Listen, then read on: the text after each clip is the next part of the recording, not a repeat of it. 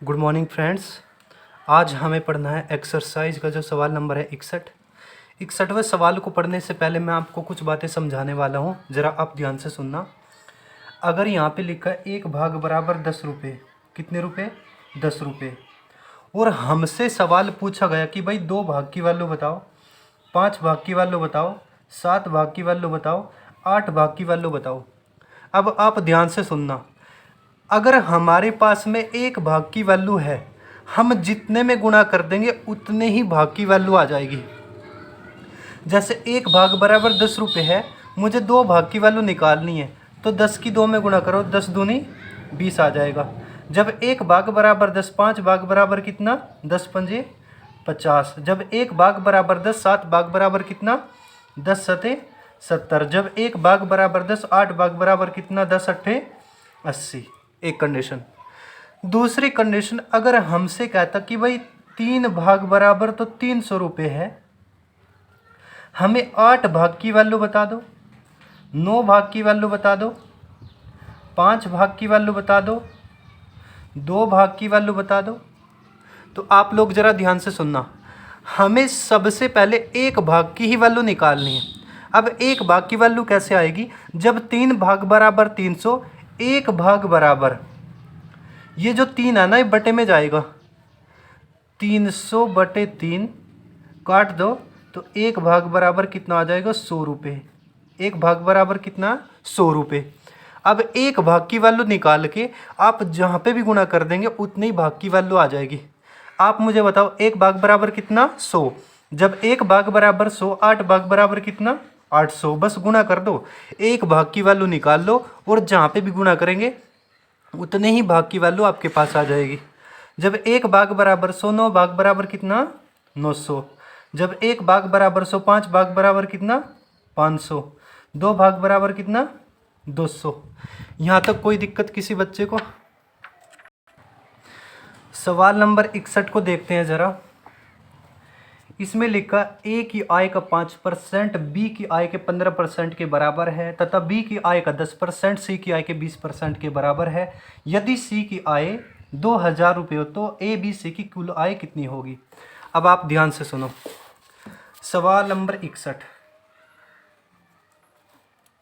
ए की आय का 5%, देखो ए का मतलब गुना 5%, कर बी का 15% के बराबर है, यानी ए का 5% का मतलब गुना बी का 15% आपस में बराबर है। फिर उसने कहा कि बी की आय का 10%, यानी बी का 10% सी के 20% के बराबर है, तो बराबर का निशान। कोई दिक्कत? आप मुझे एक बात बताओ, मैं इस परसेंट से परसेंट काट सकता हूँ, कट गया, और 5 एकम 5 और 5 तिया 15, ठीक है। इस परसेंट से वाला परसेंट 10 एकम 10 और 10 दूनी 20। आज से आपको एक बात और ध्यान रखनी होगी, बहुत ही ज़रूरी है। देखो यहाँ पे ए की गुणा में 1 है और बी की गुणा में कितना? 3। देखो गुणा की वैल्यू जो है ना, वो दूसरे की वैल्यू होती है। ए में कितने की गुणा हो रही? 1 की, तो ये ए की वैल्यू नहीं है, ये बी की वैल्यू है। किसकी वैल्यू है? बी की वैल्यू। और बी में कितने की गुणा? 3 की, ये बी की वैल्यू नहीं है, ये ए की वैल्यू है। कहने का मतलब गुणा की वैल्यू दूसरे की वैल्यू होती है, यानी ए की वैल्यू कितनी? 3 और बी की वैल्यू कितनी? 1। यानी इसको मैं पलट के लिख दूंगा, ये 1 और 3 लिखा था, आप इसको पलट के लिख दो 3:1, यानी ए की वैल्यू 3 और बी की वैल्यू 1। उसी प्रकार आप इसको पलट के लिख देंगे 2:1। अब ध्यान से सुनना, ए के बाद बी, बी के बाद सी। जब ऐसी कंडीशन होती है आप उल्टा एन बना देंगे और गुणा कर देंगे, यानी पहले 3 की 2 में गुणा, 3 दूनी 6, फिर 2 की 1 में गुणा, 2 एकम 2, फिर 1 की 1 में गुणा, 1 एकम 1। यहाँ पे संख्याओं को अनुपात में बांट दो, ये ए की वैल्यू और ये बी की वैल्यू और ये सी की वैल्यू, ठीक है। यहाँ पे ए बी सी 3 आदमी थे, आदमी तो 3 थे लेकिन 4 कुर्सियों पे बैठे थे ये, बी ने 2 कुर्सी घेर रखी थी। जब 3 आदमी है तो 3 ही कुर्सी होनी चाहिए, तो हमने 4 वैल्यू के बजाय 3 वैल्यू बना ली। कैसे? उल्टा n बना करके। अब क्या कोई ऐसी संख्या जो इनको काट दे? नहीं, कोई भी ऐसी संख्या नहीं है। जो संख्याएं अनुपात में होती है हम उनको भागों में बांटते हैं। भाग का मतलब पार्ट।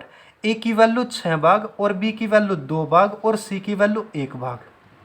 ठीक है, यहाँ तक कोई दिक्कत? अब देखो सवाल में क्या बोला उसने। उसने सवाल में कहा है यदि सी की आय 2000 रुपये है तो ए बी सी की कुल आय बता दो। ए बी सी की कुल आय बतानी है, यानी ए की वैल्यू 6 भाग, बी की वैल्यू 2 भाग, सी की वैल्यू 1 भाग। तो कुल वैल्यू इनकी बतानी तीनों की। तो तीनों को जोड़ के बताओ जरा कितना हुआ। 6 और 2 8 और 1 9, यानी कुल जो है ना वो 9 भाग है। टोटल कितना है? 9 भाग। मुझे कुल 9 भाग की वैल्यू निकालनी है। अगर मेरे पास में 1 भाग की वैल्यू हो तो मैं 9 में गुणा कर दूंगा, टोटल वैल्यू आ जाएगी। अब 1 भाग की वैल्यू कैसे लाएंगे? उसने सवाल में कहा यदि सी की आय 2000 रुपये है। यहाँ पे जो 2000 रुपये है ना, ये सी की इनकम है। जब हमारे पास सी की इनकम रूपों में है तो सी की ही इनकम भागों में लाएंगे, क्योंकि सी की इनकम बराबर सी की इनकम यूनिट समान। बी की इनकम होती रूपों में तो बी की इनकम भागों में लाते, क्योंकि बी की इनकम बराबर बी की इनकम यूनिट समान। अगर वो कहता बी तथा सी की इनकम इतने रुपए हैं तो मैं बी तथा सी की इनकम भागों में लाते, क्योंकि बी प्लस सी बराबर बी प्लस सी यूनिट समान।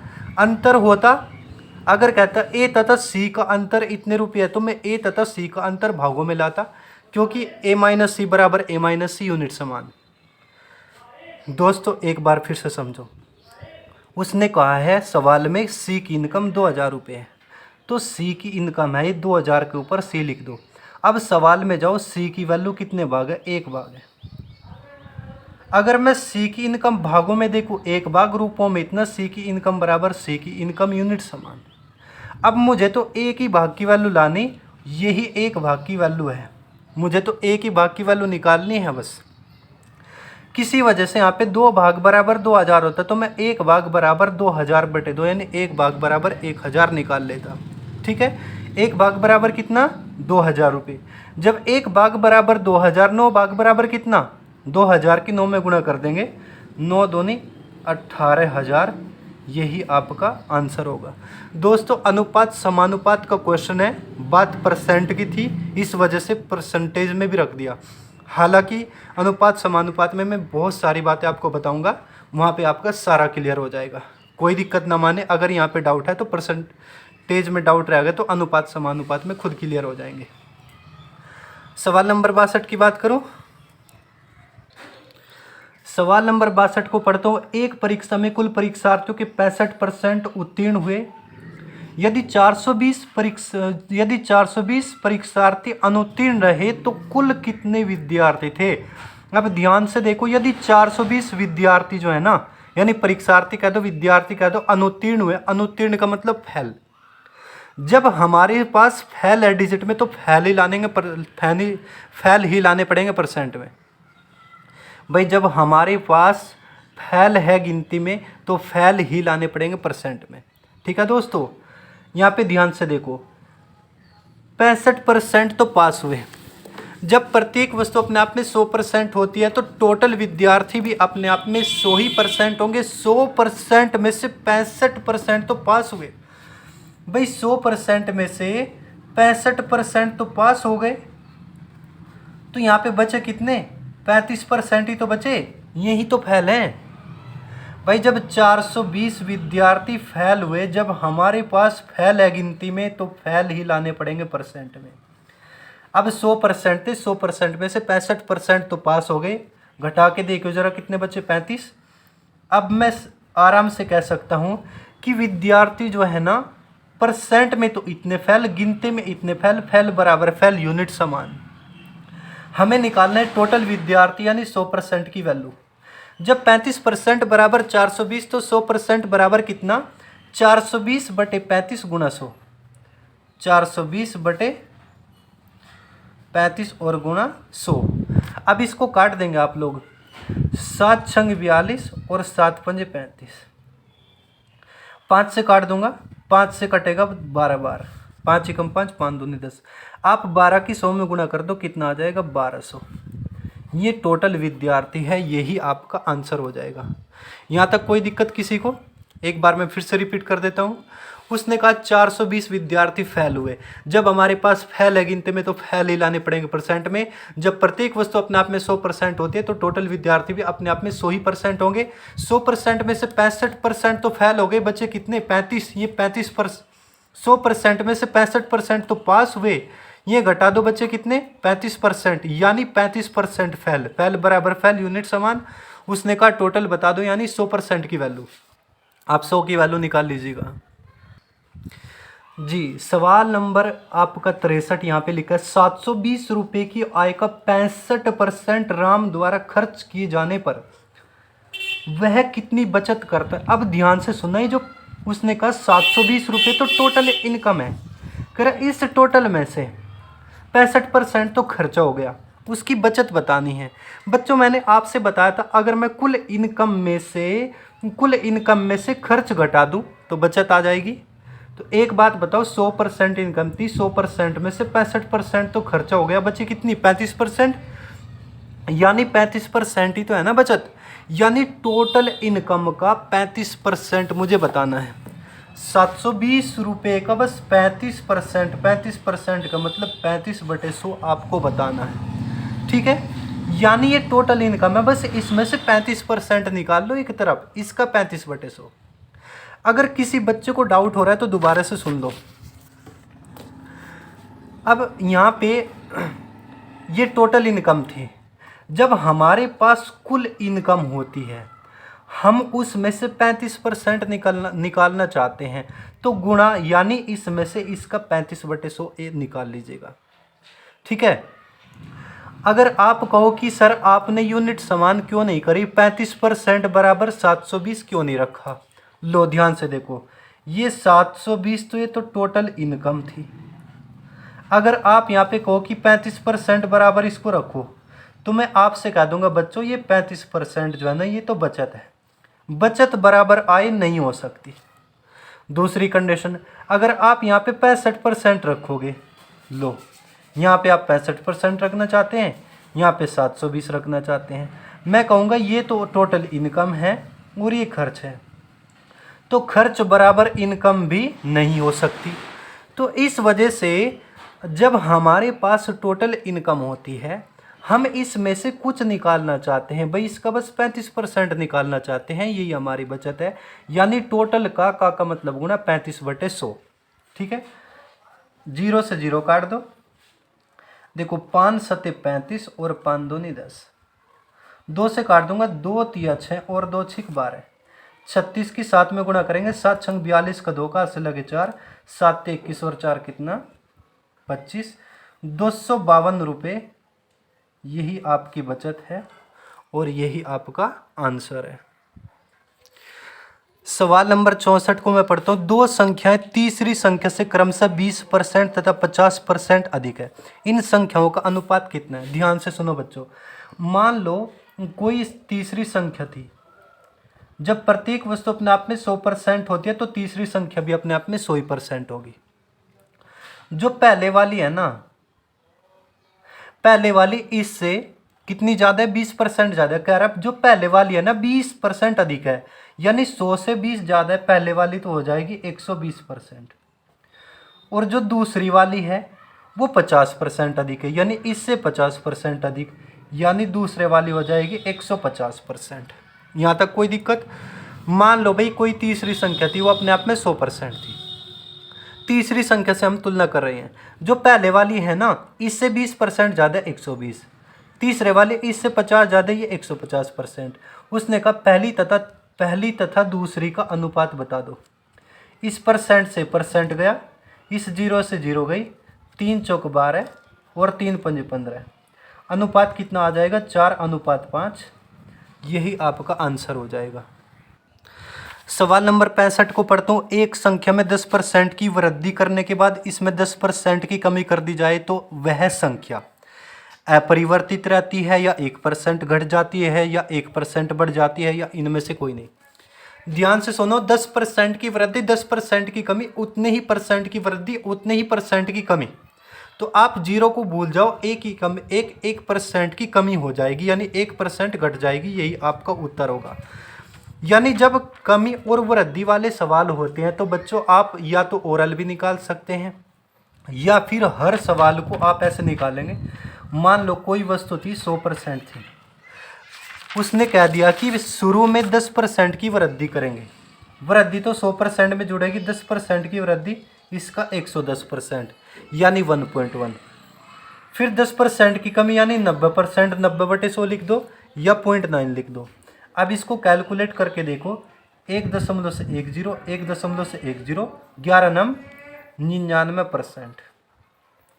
देखो दोस्तों, पहले वस्तु 100% थी, अब 99% रह गई।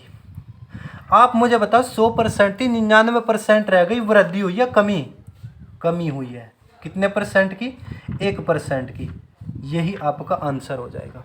हर सवाल को आप ऐसे कर सकते हो, चाहे वो 3 स्टेप दी चाहे वो 4 स्टेप दी, नो प्रॉब्लम।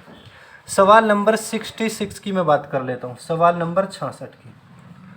66वें सवाल में दे दिया है कि 4 घंटे 30 मिनट एक दिन का कितने प्रतिशत है? 4 घंटे 30 मिनट। आप मुझे एक बात बता दो बच्चों, 4 घंटे तो ये रहे, 4 घंटे का मतलब 4 गुना 60, इतनी मिनट हो जाएगी, यानी 240 मिनट। तो ये 4 घंटे 30 मिनट प्लस 30 मिनट और दी थी, यानी 270 मिनट बताई इसने। भाई मैंने 4 घंटे 30 मिनट इनकी सारों की मिनट बना दी, कोई दिक्कत? एक दिन में 24 घंटे होते हैं, आप इसमें भी 60 की गुणा कर दो, 24 छिक्का 144, इतनी मिनट हो जाएगी। उसने कहा 4 घंटे 30 मिनट के बजाय आप पढ़ेंगे 240 मिनट। 240 मिनट 1440 मिनट का कितने प्रतिशत है?